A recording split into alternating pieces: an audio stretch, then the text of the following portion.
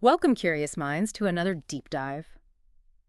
Today, we're plunging into a galaxy far, far away, but maybe not the one you immediately think of. Mhm. We're going beyond the blockbuster sagas to explore a really precarious moment in time, right after the cataclysmic events that just shattered everything our heroes knew. A time when just staying alive means hiding who you truly are. Exactly. Mhm. Okay, let's unpack this. Our mission today is to really get into Star Wars, The Last of the Jedi, Dark Warning. Right. And this isn't just about, lightsabers and starships, though there's plenty of that. It's a deeper exploration of survival, identity, and the huge burden of secrets in a galaxy under absolute Imperial rule. Yeah. Total Imperial control. We'll follow two key figures, Yeah. a familiar Jedi Master, Obi-Wan Kenobi, obviously, Of course. and a former apprentice, Ferus Olin. We see them navigate betrayal, incredible odds, and just this faint flickering hope of a future. And this is where it gets really interesting. Indeed. What's truly fascinating here is how this story explores not just the physical dangers, but the immense psychological burden on those who survived the fall of the Jedi. Yeah, the weight of it all. And it raises this big question. In a world where your very identity is basically a death sentence, what does it even mean to be a hero? Right. We'll see how desperation, sparks ingenuity and how these deeply personal choices made when facing overwhelming power shape not just their own fates, but potentially the destiny of the entire galaxy. Okay, so let's set the scene.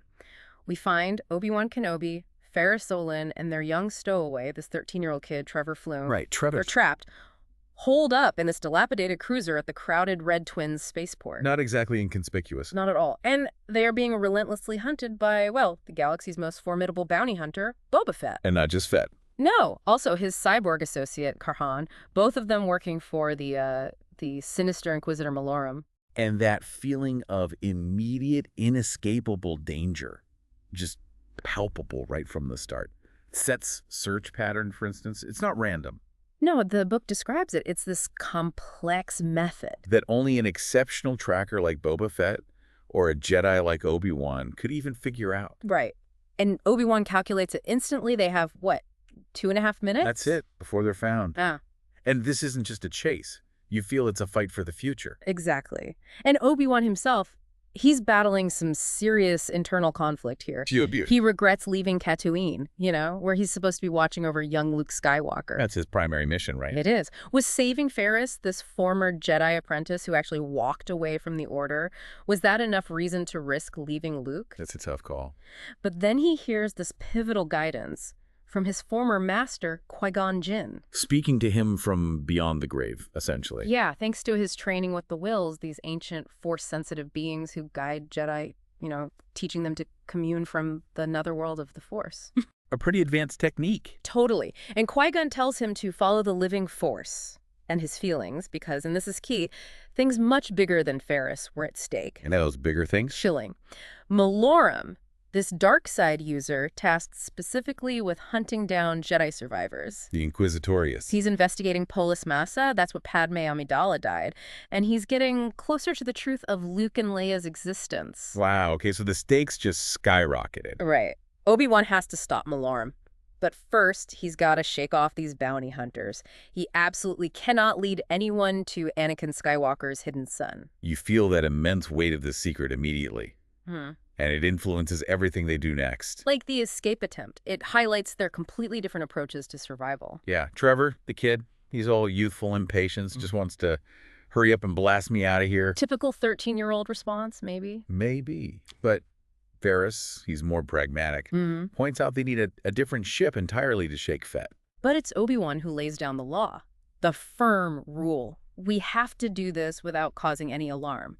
They need to avoid Imperial security on top of the bounty hunters. Which is directly contrasted with Trevor's instinct, right? His street-smart solution is just steal one, bypass security. And Trever, you mentioned him, he's not just some ordinary kid. He's only 13. Yeah.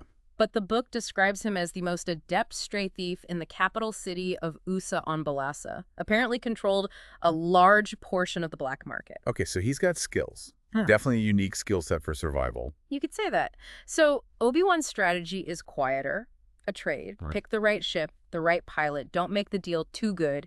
Keep it low-key. But their plans get abruptly interrupted. Right, when they're trying to be careful, Fett changes his pattern, attacks. And Obi-Wan gets that force warning just a split second before the blaster bolts hit. Close call. Very. And what's crucial here is Obi-Wan's deliberate choice.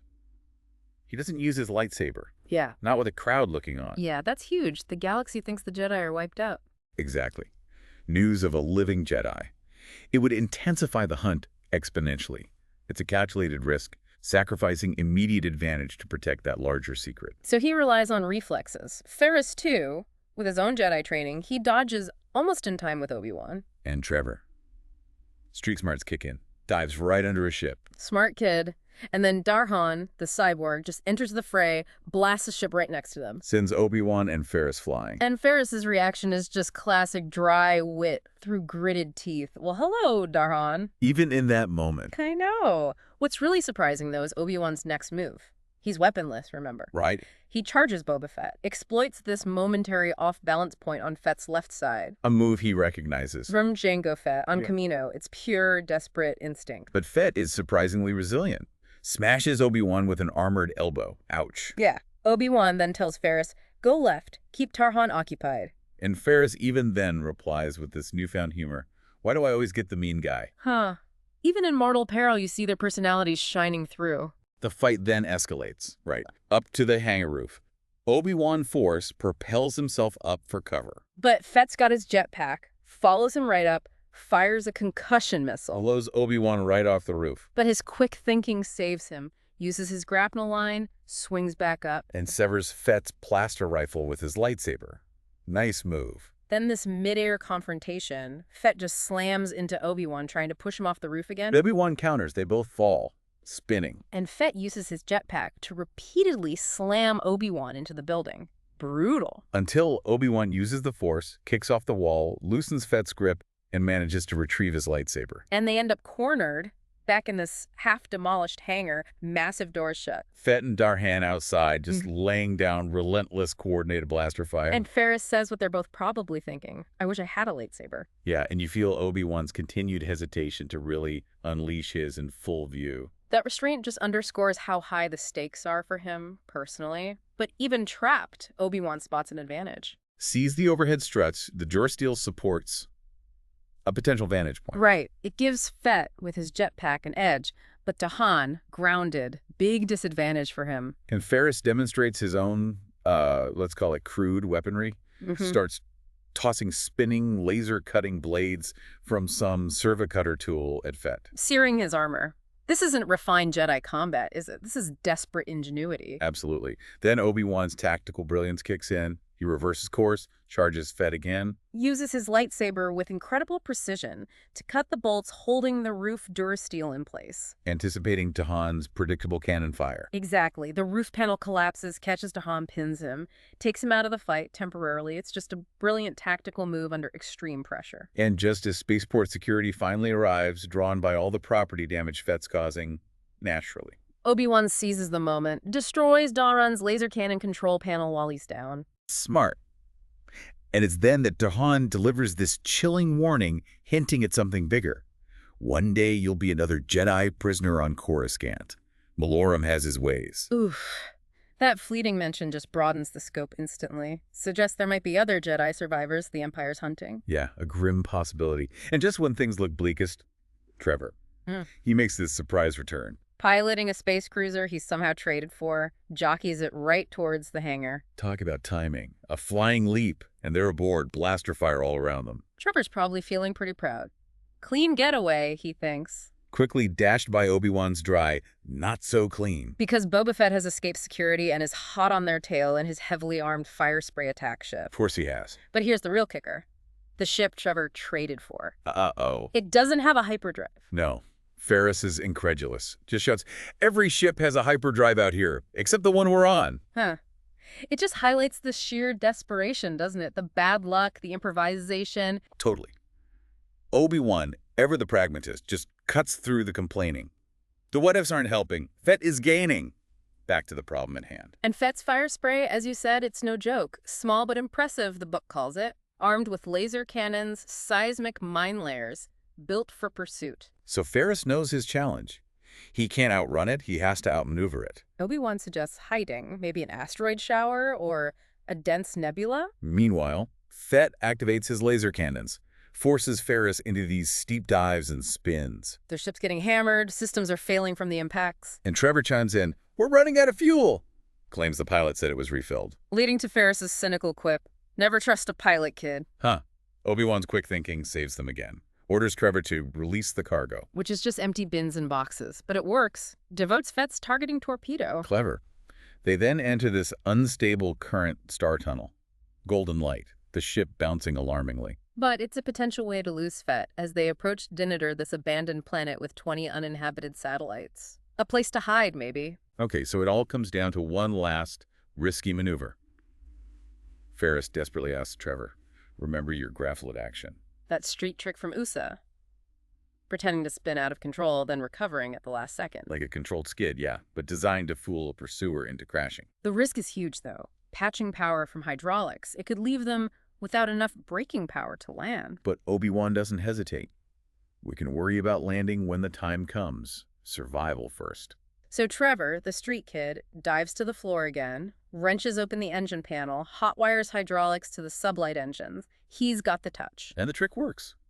Their ship lists spins erratically towards an asteroid. Fett follows, thinking it's the death spiral. But Ferus pulls out at the absolute last moment, control centers screaming alarms. And Fett can't react in time, overshoots, crash lands on a satellite. The relief is just palpable. Fett's ship isn't totally destroyed, but as Obi-Wan notes, it's not going anywhere soon. It's such a great example of unconventional thinking, street smarts saving the day against overwhelming tech. Absolutely. Yeah. So with Fett temporarily dealt with, their choices are, well, limited. Land on the satellite and you're Fett. Too risky. Right. Or gamble on reaching Acherin. They need a shipyard, repairs. But Acherin, it carries this somber history for Obi-Wan. It was the site of one of the last Clone Wars sieges. And where his friend, Garen Mullen, supposedly died, killed by clone troopers under Imperial orders right when Order 66 hit. Yeah. And as they approach, there's this eerie silence. No comms traffic, no chatter on open lines. It feels wrong. And then the silence is just shattered. Ah. Violently. Orange streaks light up the sky. Clear cannon fire. They realize instantly, Acherin is a war zone. An imposing Imperial fleet appears, locked in battle with 3 small renegade starfighters. Ferus, ever the master of understatement, just mutters, "Great, out of all the planets in the galaxy, we have to pick one in the middle of a war." And then one of the renegade fighters actually forces them down into a canyon. Which, of course, alerts the Empire to their position. Leads to a rough crash landing. Ship ends up on its side. Just classic Star Wars luck, right? Landing right in the middle of a bigger conflict. This leads straight into this tense initial encounter with Reyna Quill, an Acherin resistance commander. She appears, helmeted, blaster ready, shouting, "Don't move. If you move, you're dead." Standard greeting procedure, apparently. Obi-Wan, quick as ever, hits her with a force push. Ferus raises a blaster. Obi-Wan gets his lightsaber right to her neck. But Reyna, surprisingly calm, just looks at the lightsaber and says, "Well, what do you know? A Jedi." Great introduction. She explains she forced them down to save them. They were about to land right in enemy territory in range of a turbolaser. So she's an ally, and she explains Acherin's complex history. They were separatists. But they didn't support the Empire's absolute power. They were actually negotiating a truce with the Republic when the Clone Wars ended. But they abandoned that to fight the Empire when they saw its true nature. So now they're making their last stand at Eluthan. This ancient, heavily fortified, walled city on a plateau, evacuated of civilians, protected by a shield. And the challenging journey to get there, they have to walk. This adds a whole new layer, right? Resistance coming from former separatists against the Empire. Yeah, the lines are definitely blurred post-Clone Wars. As they make their way, they run into Imperial Compact Assault Vehicles, CAVs. Used for surveillance? Small, agile, but apparently prone to sensor jamming. Then they stumble right into a squad of heavily armed droids. No hiding this time. And the skirmish that follows. It's a masterclass in teamwork. Reyna with her 2 blasters. Embarrassed with these agile, diving roundhouse kicks. And Obi-Wan with his lightsaber expertise. Yeah. Slicing droid heads, disabling sensors. Efficient. Reyna comes up with a tactical plan. Use a smoke grenade in an open area to obscure their position from approaching CAVs. Allows them to slip into a secret entrance in the wall. Obi-Wan executes quickly, force leaping onto some standing stones to disable the last droids while Reyna sets it up. They make their way through the acrid smoke, guided by the sheen of Reyna's metallic armor. to this concealed entrance, and Reyna welcomes them. Welcome to Eluthen. It's this cool blend of force power and gritty street-level tactics. Inside Eluthen, the city isn't a grid. It's random, winding streets, bronze stone houses. Ancient. But now, as Reyna says, it's mostly an army base. A former school is the command center. And you learn about the Acherin's devotion. Students joined the resistance, others offered their buildings. It's a stark picture of a society totally transformed for survival. And Obi-Wan has this silent reflection. Odd how much he hated war, yet how much of his life had been spent around it. You really feel the weight of his past in that line. They meet Toma, the Acherin commander. His face visibly relaxes when he sees Reyna. And the first thing Toma asks Obi-Wan about is Garen Muln, hinting he might have survived, a powerful moment of foreshadowing. But there's no time to dwell. The Imperial counterattack begins, and Ferus, surprisingly, offers his services, eager for any chance to take a whack at the Empire. Interesting, right. Ferus, the guy who left the Jedi Order, actively seeking to rejoin the fight. Obi-Wan struggles internally with this. He knows this was not his fight. His duty is still to Luke and Leia, that constant burden. But he can't stop Ferus. Instead, he offers tactical advice to Toma, identifies a weak left flank in the Imperial formation. Suggests flying through the superior numbers, using pincer movements, not trying to go around them. And Toma immediately gets it, translates it into ship movements. It's a moment where the Jedi Master's strategic wisdom directly impacts this desperate battle. But the grim reality hits hard and fast. Despite the pilot's skill, the Acherins are just outnumbered, outgunned. Obi-Wan's assessment is bleak. The battle was already lost. Toma faces this terrible decision.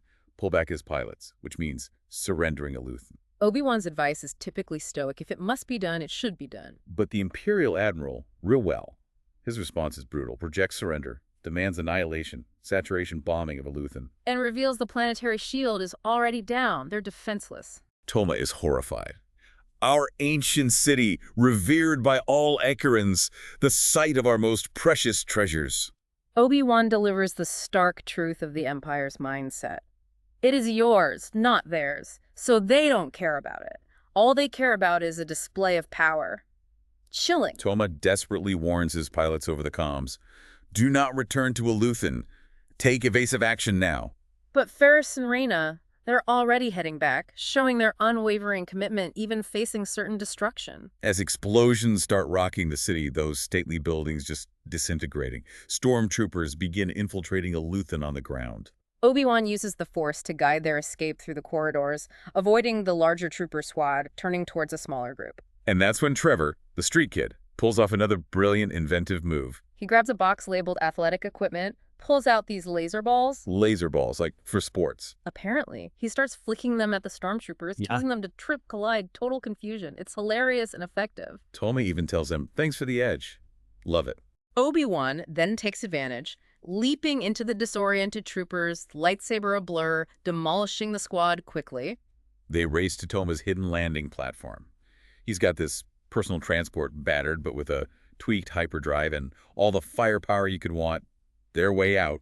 The rescue is incredibly dramatic. Reyna's ship explodes just as she docks. Ferus is trapped in his cockpit. Obi-Wan has to use his lightsaber to cut him free. That precise skill again. Stormtroopers are pouring into the hangar. Ferus and Obi-Wan provide covering fire for the escape. And Reyna's piloting. Next level daredevil stuff, flying through the smoking, crumbling city. She uses these ancient standing stones as obstacles, flying through the narrow gaps. Toma even compares it to Anakin's flying, noting she crashed her ship doing it in training. The ship barely fits. Trevor's reaction is just, oh good. Pure terror. As they enter a canyon, Reyna uses the ship's cloaking device. Vanishes into the shadows. It drains power, but buys them temporary invisibility. And then this incredible display of skill. She dodges a determined Imperial starfighter by cutting speed, hovering at the last second. Causing the pursuing fighter to just smash into the canyon wall. Wow. The cloaking device fails as they finally break out into open space, that wide navy blue sky. But they've made it out of the fire. That whole sequence is just a masterclass in desperate flight, using every single trick and resource available. They finally find a temporary safe haven. This unmapped asteroid constantly traveling within an atmospheric storm. Stark, isolated, no sun, just craters and dust. But safe from the Empire, for now. And there's this little moment of levity, right? Yeah. Trever complaining about missing lunch after being pounded and pulverized. Yeah, and Reyna playfully responds. Trever quips back that she's starting to grow on me, kid, comparing her to goblin moss. It's a charming, very human moment amidst all the chaos and danger. Shows their bonding. And then the shocking revelation, the one that really shifts the emotional core of this whole deep dive. Toma finally tells Obi-Wan the truth. Garen Mulm is not dead. Toma hid him in volcanic caves on Acherin, protected him from the clone troopers, then the Inquisitors, though not Malorum specifically. Obi-Wan's reaction, it's profound. The book says he had walled himself against hope after facing casualty after casualty. Yeah, the possibility of other Jedi survivors just seemed like a mere threat. But now, hope rises inside his chest, a feeling that was so unfamiliar it felt brand new. You feel that thawing, that crack in his grief. It's not just a plot twist. It's this huge moment for Obi-Wan personally, allowing himself to feel hope again after so much loss, and Garen's destination, Ilamum. The sacred site of the Crystal Cave, where Jedi apprentices traditionally forge their lightsabers. And this news just electrifies Ferus. He immediately gets it. Elam could be a gathering point for other survivors. Who knows how many Jedi could be there, he exclaims, and his inner thought, the narration tells us, is simply us. Which raises that critical question again about his identity, right? After leaving the Order, can he still claim that us, or does he want to? Yeah, it's a big moment for Ferus, too, but Obi-Wan, he's still weighed down by his primary concern. Malorum, Polis Massa, Luke and Leia. Exactly. The fear that Malorum reports to Darth Vader, that Vader might suspect something, Obi-Wan must ensure their secret is safe. And Qui-Gon's voice reinforces this in Obi-Wan's mind. If Luke is to rise, he must be protected from those who seek to do him harm. It confirms Obi-Wan's path, Polis Massa first, which means... The agonizing choice. He tells Ferus he cannot go to Elam.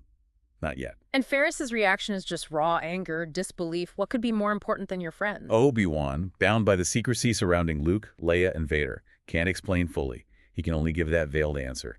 All of our fates. It's tragic, Obi-Wan bearing this immense burden alone, knowing he's hurting his friend for a greater, unspoken purpose. Ferus, stiff with acceptance but clearly hurt, resolves to go alone, though he still offers to help track Malorum first. Obi-Wan plans to drop Ferus off near Elam, return for him later, leave Trever on watch. But he acknowledges the risk if Jedi would go to Elam. So might the Empire. Right. And Obi-Wan's suggested route for Ferus to reach the caves, straight through a Gorgodon nest, just casually mentioning monstrous ice beasts. As you do. So while Ferus heads towards that charming encounter, Obi-Wan arrives at Polis Massa. Haunted by memories, bringing Padme there, his helplessness, his grief, it's heavy. He's there to check on the cover-up. The memory wipes on droids, the expunged computer data. He seeks out Manali Toon, this trusted Polis Masson who helped with the twins' birth, and Toon is worried. Because Inquisitor Sancor is already there, an expert on record security, and he's probing. Copying records for Malorum, searching droid memory banks, specifically looking at supply records. Checking supply usage as well as waste to see if it's consistent with the cases, meaning births. It's terrifyingly meticulous, bureaucratic evil. Obi-Wan, thinking fast, comes up with an ingenious counterplan. He'll impersonate the supply officer, Osh Scal. And he instructs Toon to add false entries to the records, imply some fictitious, major catastrophic illness with complex complications. The goal? Give Sancor bigger fish to catch. Distract him with a false trail. Make him think he's found some other high-value enemy of the Empire hiding there. Clever misdirection. So Obi-Wan, in a surgical mask and the right clothes, confronts Sancor. This triple-jointed Inquisitor meticulously scrolling through records. Sancor's immediately suspicious, starts questioning specific newborn vital scan kits. Hits close to home. Obi-Wan feigns ignorance. I'm just a technician, trying to deflect. But the moment of truth arrives. Sancor checks the employee list, sees Osh Scal's real photo, just as Toon accidentally pokes his head in. Bad timing. The jig is up. Sancor draws a blaster, revealing small, pointed teeth. Not friendly. The chase is on. Obi-Wan deflects Sancor's fire, uses the Force, leads him out to an observation platform. Sancor fires a wrist rocket, blows a hole in the wall, but it also destabilizes the platform. Obi-Wan escapes. Sancor falls. To his death, onto medical instruments far below. A rather grim end. Obi-Wan's reaction is grim too. Sancor's death will only alert Malorum faster. The secret is either safe for now, or in greater peril than ever. The immediate danger's past, but that long-term threat, it just looms larger. a constant shadow over Obi-Wan's duty. Meanwhile, back on Elam, Ferus starts his solo journey to the Crystal Cave. Trever protests being left behind. I'm not a kid. But Ferus is firm this time. You are a kid. I'm going to protect you. Maybe learning from Obi-Wan's burden. The trek itself sounds perilous. Ice planet. Freezing air, smooth, glass-like snow. He needs a liquid cable just to climb the cliffs. And Ferus is musing internally, feeling like this strange creature, half Jedi, half man, questioning his path, thinking about leaving his homeworld, his partner Roan. He's really adrift. But then he starts reconnecting with the Force, realizes it had to be effortless, not forced. Just exist in the moment, feel that seamless hum of energy. And this is crucial for him, right? Letting go of what he thought the Force should be, how he should use it. Definitely. And this renewed connection, it allows him to see the Gorgodon's camouflage, an ice wall perfectly mimicking the crag's slope. Which means he has to walk right into the middle of the nest. Oh boy. Shelters made of ice and boulders, mortared with sticky, foul-smelling saliva, and the creatures are huge, 50 or so meters tall. He has a close call immediately, gets tangled in that sticky saliva. A Gorgodon opens a lazy yellow eye, reflects Ferus's smallness, his apparent tastiness. Yikes. The roar, the cries of other Gorgodons. Time to run, but a tail smacks him in the back, sends him flying through the air towards waiting jaws. For a moment, he struggles. Can't access the Force, too focused on the fear. But he improvises, grabs the elastic saliva, uses it like a bungee cord, boomerangs himself off a boulder. Nice. Then re-accesses the Force, leaps over the Gorgodon's back, vaults off its palm onto its head. And buries his vibroblade behind its skull. He wins. But it wasn't easy. Now, it's Ferus literally battling his own fear and self-doubt as much as the monster, a real test. He finally enters the Crystal Cave, walls glowing from crystals, ancient Jedi pictographs telling stories. He remembers being here before, with his master, Ciri, building his first lightsaber. Right. And the torment of the visions he had then. Yeah, visions accusing him of running from his true nature, showing him a dark figure in a cape. Now he understands better. They were glimpses into his own fears. He realizes he found freedom after leaving the Jedi, thanks partly to Roan teaching him not to care so much what others thought. He wasn't jealous of Anakin he sees now. He was afraid. It's a huge moment of self-realization, facing those inner demons head-on. And the visions start again. First, Ciri. Shimmering image, mocking him. You're still telling yourself that nothing can touch you. Is it so important to be the best, Ferus? Accusing him of leaving because he wasn't the best. Or maybe trying to save the Jedi all by yourself, make up for leaving us. Harsh. Her features then fragment into this faceless monster, an image of the dark side's corruption. Then the second vision, young Anakin Skywalker, taunting him about ego, jealousy, blaming Ferus for their friend True's faulty lightsaber incident. But Ferus finally lets out the truth he's held back for years. Anakin knew the lightsaber was faulty, hoped they'd get in trouble. Let Ferus take the fall. And Ferus declares, "It was the best thing that happened to me. I found myself. Standing up to the past." The crystals dim. A cold wind whispers. Evil was in the cave. A shadow grows, forms into A figure with a dark helmet and cape. Darth Vader, breathing with that harsh, artificial sound. Vader speaks. It is our destiny to meet. It is my chore to tell you about the truth from which you hide. Promises failure. You will fail, and you will bring everyone down with you. Watch. Shows him a vision. Garen, Roan, others he cares about, consumed by a fireball. Then Vader twists the knife. In your plans lie responsibilities, just your own glory. This is it, the ultimate confrontation with his deepest fears. Inadequacy, hurting others, his own ambition. But Ferus finds courage. He declares, "The Force was here. I can make my own path. If this is your truth, give me my illusions." He walks towards Vader. Touches the dark cloak. Is burned, flung through the air. It's not about physical victory here. It's about Ferus finding his inner strength, facing the darkness and rejecting its manipulation. That's the win. Absolutely. Yeah. The dark side retreats. And through the pain, Ferus finds them. 3 pale blue crystals glowing like stars. They fall into his hands, feeling warm. He tucks them away. Then he sees him. The ancient Jedi slumped against the cave wall from a previous glimpse. It's real. It's Garen Muln. Frail, weak, but alive. Garen confirms his story. He was with Toma when Order 66 hit in the caves. Inquisitors searched for weeks. He came to Ilum. And mentions he only told another Jedi, Phi Torana, who went to Coruscant but never returned. Another survivor. Another thread of hope for Ferus. Then a terrible noise from outside. Gorgodons howling in agony. Imperial stormtroopers, Right. with flechette launchers, flame projectors, systematically destroying the nest, and aiming fragmentation grenades to block the cave exit. They're trapped. Yaren is too weak to fight, too weak to leave. The living force is too weak in me now, he says. So he gives Ferus his lightsaber. Tells him, it needs new crystals. It's yours now. I feel the force in you. That's enough. A profound moment. Ferus puts his newly found pale blue crystals into Garen's hilt. Activates it. It hums to life, glowing pale ice blue, feeling perfectly balanced. It's a symbolic passing of the torch. Ferus truly reclaiming his identity, not as who he was, but who he is now. A Jedi again, in his own way. Garen's last advice is tactical and profound. Turn the enemy's advantage into yours. He identifies the biggest threat outside. A Murson mobile grenade mortar. Firing 100 grenades every second, overwhelming force. Garen devises a daring plan.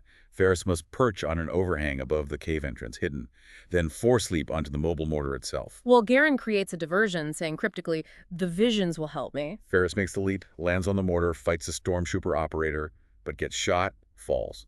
Feels rusty, off balance. It's not a clean superhero landing. The struggle is real. But just as the mortar operator turns back towards Ferus, about to finish him. Trever. Heroic return. He wasn't just sitting idle. Nope. He observed the stormtroopers, slipped onto their transport, raided the galley, and pocketed gear. Fusion cutter, electro-binoculars, drills, and crucially, Alpha Plus chargers. Yeah. Powerful mining explosives. He almost got caught overhearing the troopers discuss a life form near the vicinity of the cave and implementing attack scenario 7. A dropped drill bit alerts them, but Trever hotwires the transport, setting a new personal record, the book notes, and takes off. His arrival is perfectly timed. He releases the alpha charges right onto the mortar and the stormtroopers below. Massive explosion. Saves Ferus. Ferus, injured but resolute, picks up the fading Garen.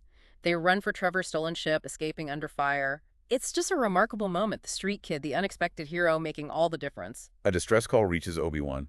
He returns to Elam immediately. They carry the fragile Garen onto the ship. Obi-Wan's grief, seeing his friend's state, is palpable.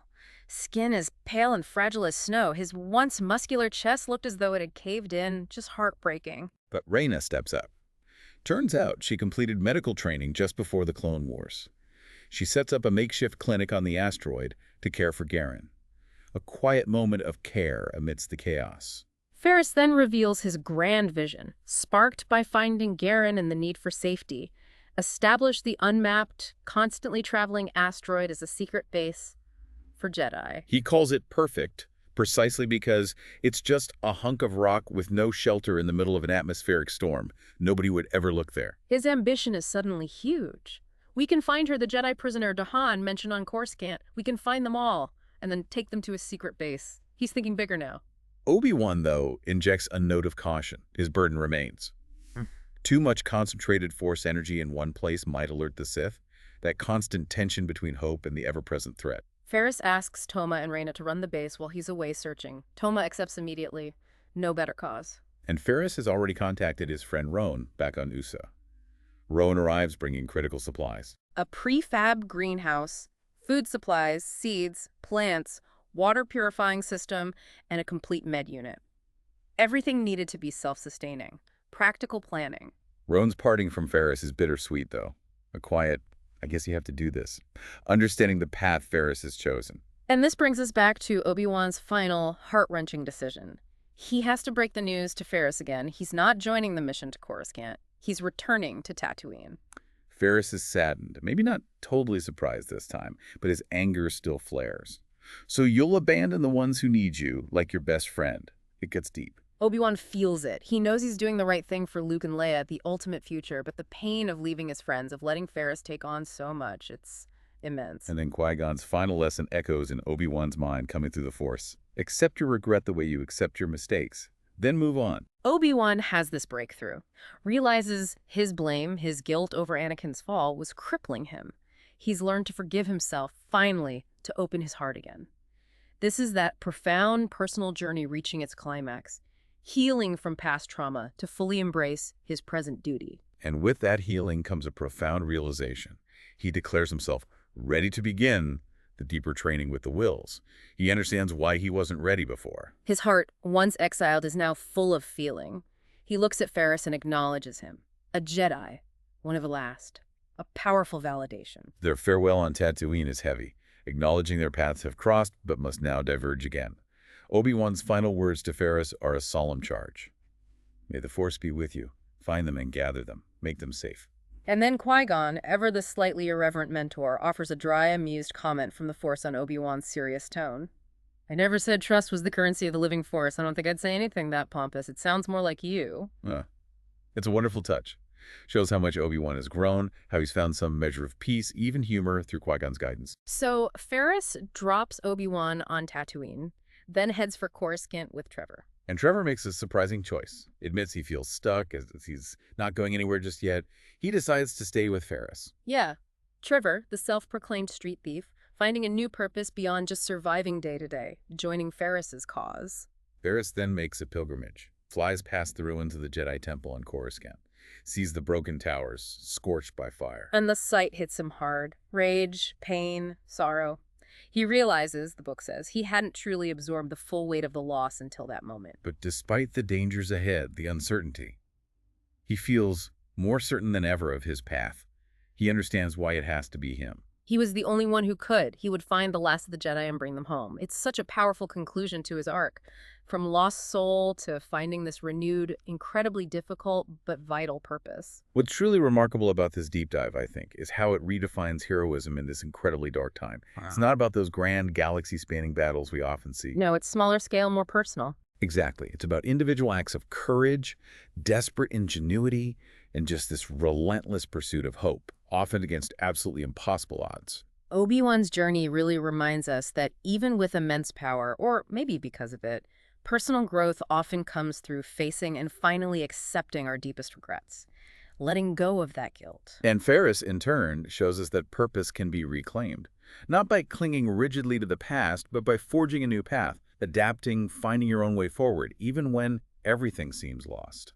So what does this all mean for you listening in? This deep dive into a perhaps lesser-known corner of the Star Wars galaxy offers, I think, more than just thrilling action. Definitely. We saw Obi-Wan grapple with these immense secrets, this crushing personal sacrifice. We saw Ferus rediscover his purpose, his identity, and even Trever, the street kid, rise to unexpected heroism multiple times. Yeah, everyone played a crucial part. It leaves you with a powerful thought, doesn't it? When everything is lost, when the institutions you once depended on are gone, how do you decide what's worth fighting for? And what does it truly mean to be who you are, when just existing under your true identity means risking absolutely everything? Heavy questions. Thank you for diving deep with us today. Keep digging, keep questioning, and keep finding your own nuggets of insight in the stories around you. And maybe a final thought to mull over. If knowledge is power, and critical thinking is so essential in this world saturated with information, then what active steps can you take in your own life, big or small, to protect and foster those vital sparks of knowledge, community, and hope, just like our heroes tried to do today?